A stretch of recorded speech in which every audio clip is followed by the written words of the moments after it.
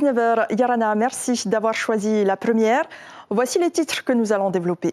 Ils sont une boussole dans le labyrinthe des soins ou des besoins des personnes les plus démunies de la société. Les travailleurs sociaux contribuent au mieux-être des concitoyens. Leur présence et leur soutien apparaissent essentiels, vous allez le voir. Maohi, un terme rejeté par une partie de la population polynésienne. Les Marquisiens ne se reconnaissent pas dans ce terme beaucoup trop restrictif selon leurs élus. Les explications dans un instant. Le tourisme durable, une tendance qui s'affirme, mais de gros progrès sont encore attendus. Le sommet organisé en Polynésie devrait donner de nouvelles pistes. Le point avec Natacha Silagi. Oser l'international grâce au projet Erasmus. Les lycéens sont encouragés à partir pour s'ouvrir au monde et se former à l'étranger. Et ils sont nombreux à avoir soif d'aventure. Il y a 3 ans, ils étaient à bout de souffle. Ils, ce sont les travailleurs sociaux. Face à un manque criant de moyens humains, les professionnels étaient à bout de force et pourtant leur rôle est fondamental dans la vie des personnes en difficulté. À Tayarapu, ils sont 7 pour près de 20 800 habitants. Parmi eux, Tamara Rataru. Grâce à elle, Jérôme, un quinquagénaire, père de 6 enfants, arrive encore à se nourrir. Inacio Raveino, Patrick Sing Sing. C'est avec détermination que Jérôme arpente les rayons de ce supermarché de Taravao. Les yeux rivés sur sa liste de courses, mais surtout sur son bon alimentaire. Ce quinquagénaire a un budget de 15 000 francs pacifiques pour cette semaine. J'ai fait en tout ça, les loisirs, j'ai fait 4 500 ans. Après, je dois calculer tous ces loisirs et alimentation. Et je dois arriver dans ce quota de 15 000 dans le quota.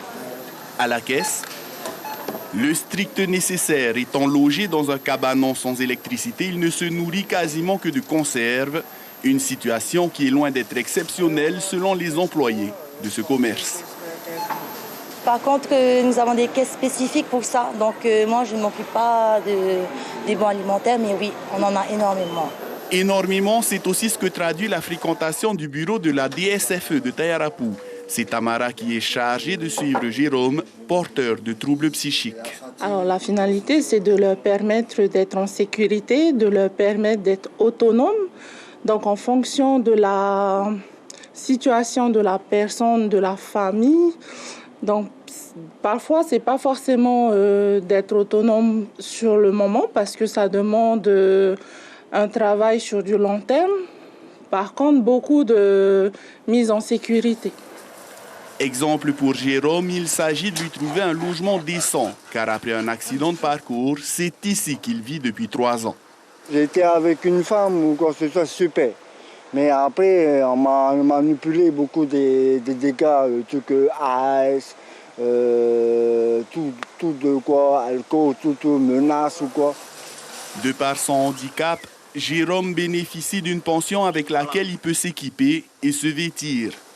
Père de 6 enfants, il se réfugie souvent dans son Faapu pour garder le cap, nous dit-il. Et par ailleurs, en 2022, la psychologue de la circonscription de Tayarapu a reçu 171 personnes en consultation ponctuelle ou en suivi régulier. Qui est Maohi et qui ne l'est pas? Une question qui reste sur beaucoup de lèvres à l'heure où le gouvernement veut instaurer une citoyenneté Maohi.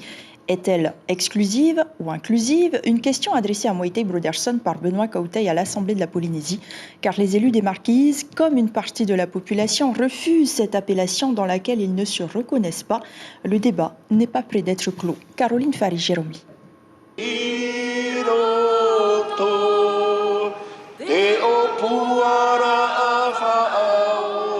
Les élus polynésiens unis pour la paix au Proche-Orient et pour la lutte contre le cancer. Une union éphémère quand le représentant des Marquises Benoît Kautei s'interroge sur les contours flous d'une citoyenneté Maohi, un terme inapproprié selon l'élu. Est-elle exclusive ou inclusive? Comprenez basée sur le droit du sang ou sur le droit du sol.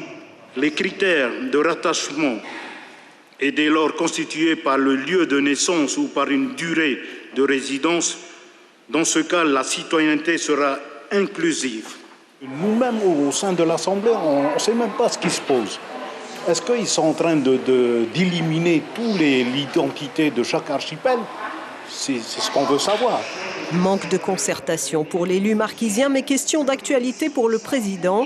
Moetai Brotherson conteste toute volonté de servir le processus d'autodétermination et affirme vouloir ouvrir le dialogue. Cette citoyenneté maori ou polynésienne est inscrite dans le programme électoral du Tawinihuit Atira. Elle ne se substitue pas aux éléments requis dans le cadre d'un processus d'autodétermination et d'une recherche de souveraineté.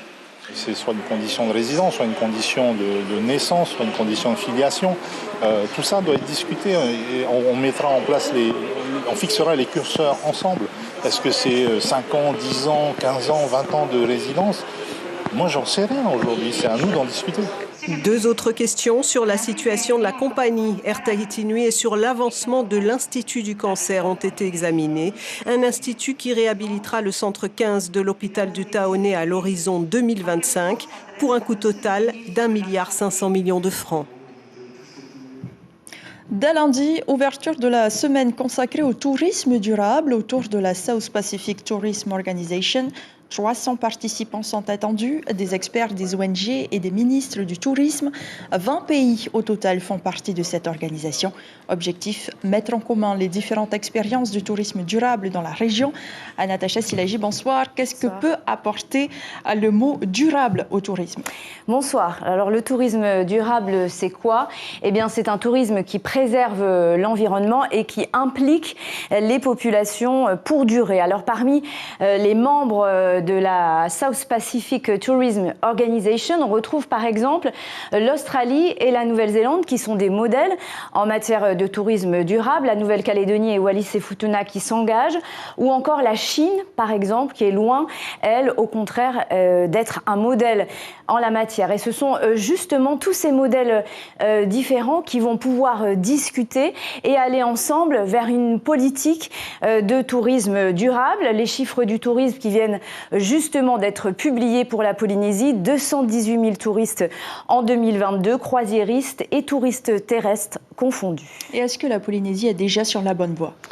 Alors, en Polynésie française, tous les hôtels 5 étoiles sont déjà sur la voie du tourisme durable. On va prendre un bel exemple avec celui de Tetiaroa qui a déjà un SWAC, une station d'épuration, un centre de tri ou encore un potager. Et cerise sur le gâteau, la Tetiaroa Society qui œuvre au quotidien pour la recherche, l'éducation et la conservation. C'était le souhait de Marlon Brando. Alors parmi toutes les stars qui se rendent régulièrement sur l'atoll, eh bien Johnny Depp vient justement de signer un chèque de 22 millions. C'était au mois de juin dernier pour l'association de Tetiaroa. Et puis il y a aussi les pensions de famille qui jouent le jeu. 14 d'entre elles, au Tuamotu, sont déjà sur la voie du tourisme durable. Et le tourisme durable, ce n'est pas encore pour demain. En Polynésie, il y a encore du travail. Alors oui, il y a encore beaucoup de travail. Seulement 5 centres d'enfouissement technique pour le traitement des déchets en Polynésie française. Ce n'est pas suffisant.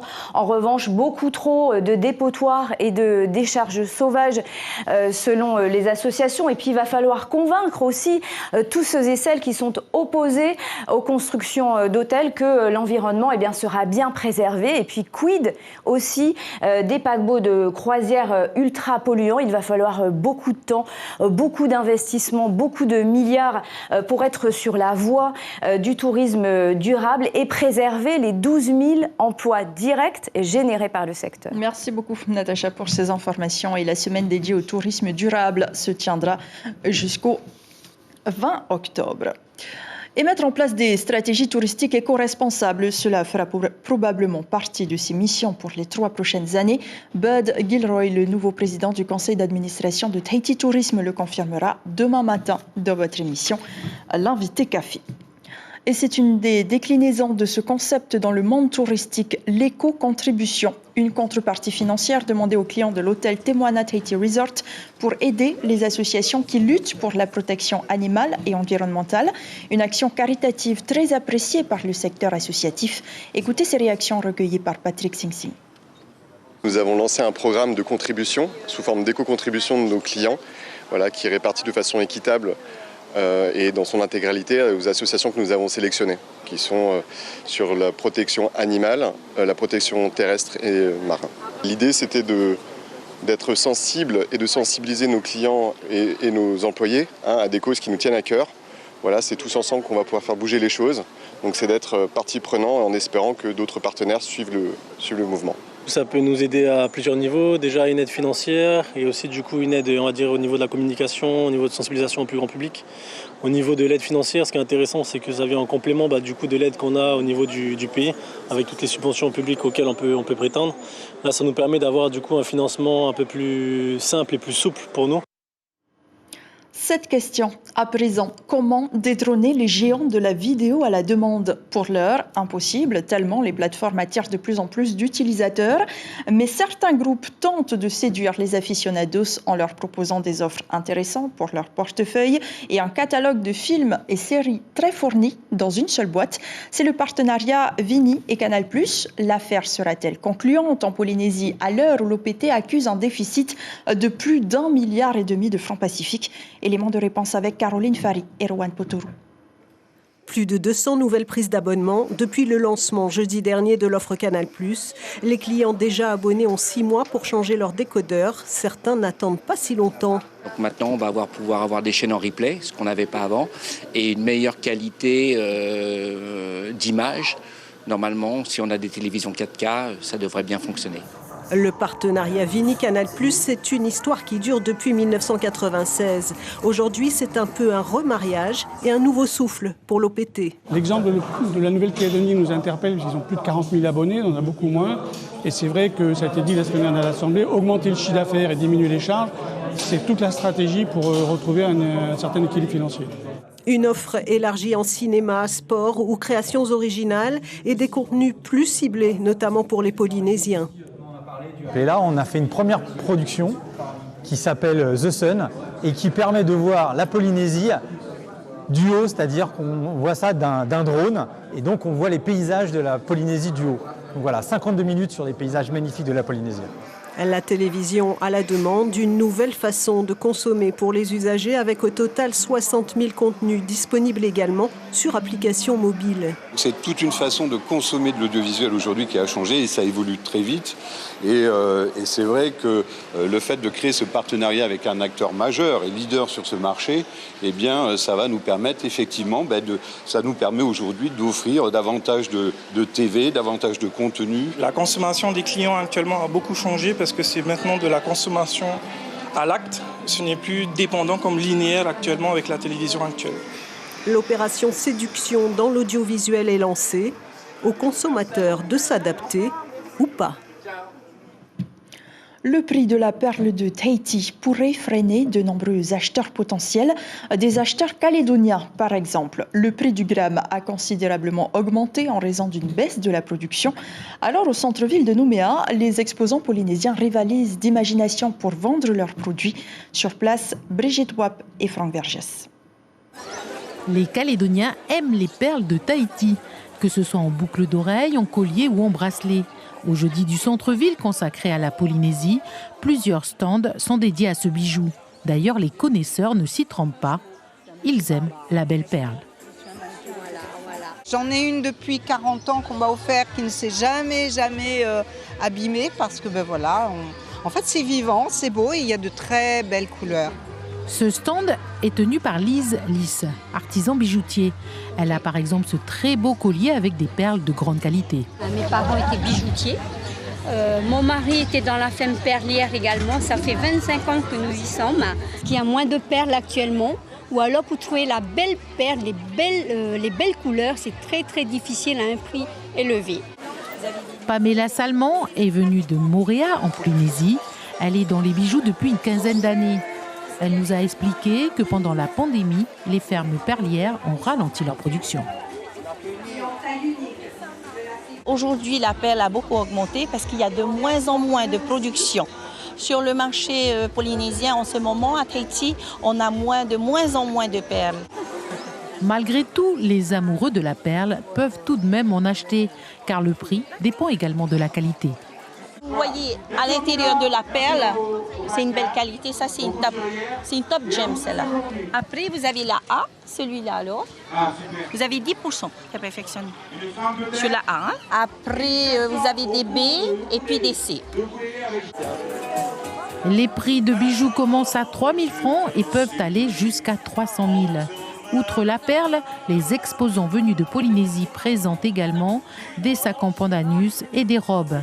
Sans oublier l'ambiance des îles que vous pourrez retrouver sur place.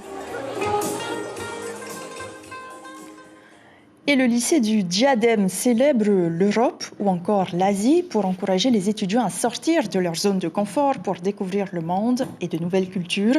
Une possibilité offerte par le programme Erasmus. Au cœur de l'établissement aujourd'hui, un village pour pousser au voyage. Le reportage de Nicolas Suer, Laina Tetouanoui et Patita Savea. Une journée entière pour présenter les différents programmes Erasmus. C'est une volonté de toute l'éducation nationale pour encourager à s'ouvrir aux autres et au monde. C'est extrêmement important en cet Erasmus Day que de provoquer la rencontre de l'autre à un moment où, de Kiev à Gaza, le monde vit des crises absolument terribles. Et les moyens sont donnés pour encourager les volontaires. Plus de 40 millions de francs pacifiques sont dédiés pour le lycée du Diadème seul, car les bénéfices sont multiples. C'est primordial pour notre établissement que les élèves, les étudiants, les professionnels, les personnels de l'établissement puissent solliciter des mobilités de manière à enrichir leur parcours, monter en compétences linguistiques. De plus en plus d'élèves sont candidats chaque année. Et lorsqu'on sait que tout est pris en charge, c'est dommage de ne pas faire partie du voyage. C'est pas donné à tout le monde, donc il faut en profiter, vu que tu payes rien en fait. Ça permet à nous, en tant que jeunes Polynésiens, de sortir du pays, d'aller voir ailleurs. Pour la première fois, le dispositif est étendu à tous les personnels des établissements scolaires. C'est un grand plus, une reconnaissance, on va dire, pour Erasmus, de travailler sachant que nous bénéficions de cet avantage. Cette année, dans ce lycée uniquement, 71 élèves et 37 personnels pourront bénéficier du programme Erasmus. Et sachez qu'1,5 million de Français ont bénéficié des voyages Erasmus au cours des 30 dernières années.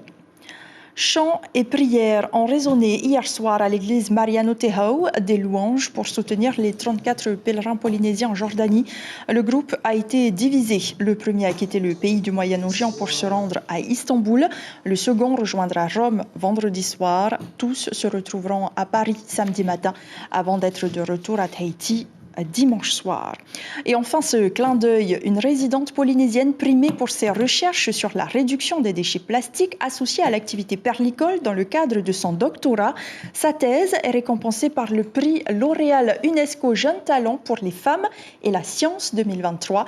Pour remédier à l'usage plastique conventionnel dans la filière, cette chargée d'études sur les biomatériaux en perliculture à l'Université de la Polynésie tente de développer avec ses collègues un collecteur biodégradable. Elle nous en dit plus au micro de nos confrères d'Outre-mer La Première. La perliculture, c'est l'élevage des huîtres perlières pour obtenir des perles. Et en fait, le problème, c'est que tout le matériel qui est utilisé, comme pour les autres types d'aquaculture, c'est du plastique. Donc j'étudie la quantification de ces déchets, mais aussi la réduction des déchets plastiques via l'exploration de solutions matérielles alternatives, donc des biomatériaux. C'est ainsi que se referme cette édition. Nous retiendrons cette information pour ce jeudi soir. Les travailleurs sociaux, une boussole dans le labyrinthe des soins ou des besoins des personnes les plus démunies de la société.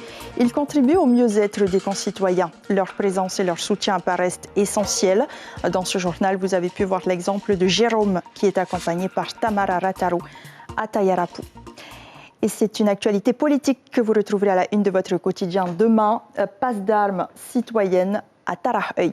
Sur La Première ce soir, rencontrez de nouvelles familles dans votre émission Pa'waura, puis la suite du documentaire Moko. Voilà, ce fut un plaisir de vous accompagner cette semaine. Je cède ma place à Cybèle Plichard. La semaine prochaine, vous aurez le plaisir de retrouver Lucille Guichet et Stéphane Ratino. D'avance, je vous souhaite un bon week-end. Prenez soin de vous et à bientôt.